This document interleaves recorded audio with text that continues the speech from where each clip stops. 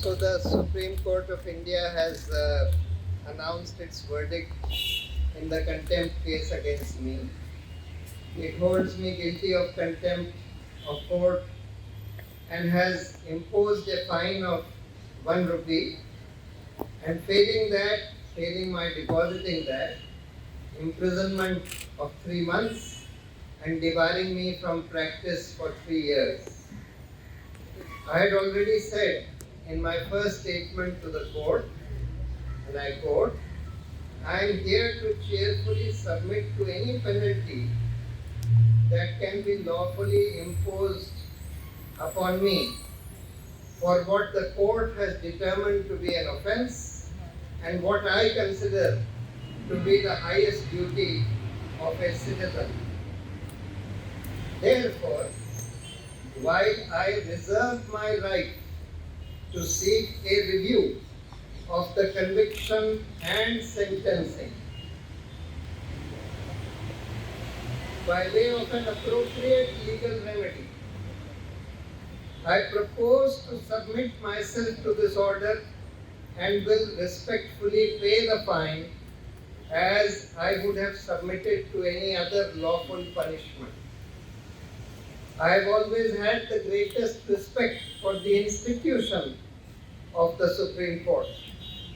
I have always believed it to be the last bastion of hope, particularly for the weak and oppressed, who knock at its door for the protection of their rights, often against a powerful executive. My tweets were not intended in any way to disrespect the Supreme Court or the judiciary as a whole,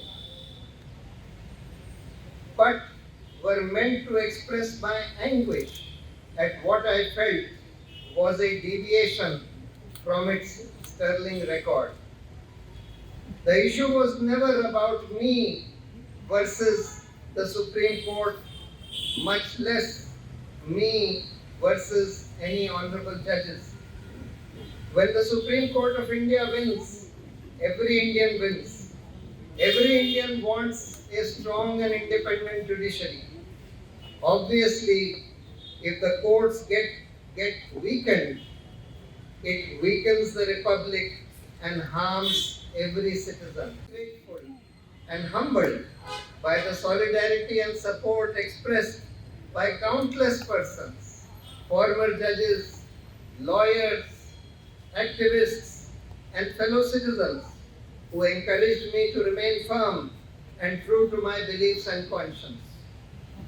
They strengthen my hope that this trial may draw the country's attention to the cause of freedom of speech and judicial accountability and reforms. What is very heartening is that this case has become a watershed moment for freedom of speech and seems to have encouraged many people to stand up and speak out against the injustices in our society. I would be failing in my duty if I do not thank my legal team. There were many of my colleagues working in my legal team. I can't name all of them, many. Especially senior advocates, Rajiv Dhawan and Dushyant Dave.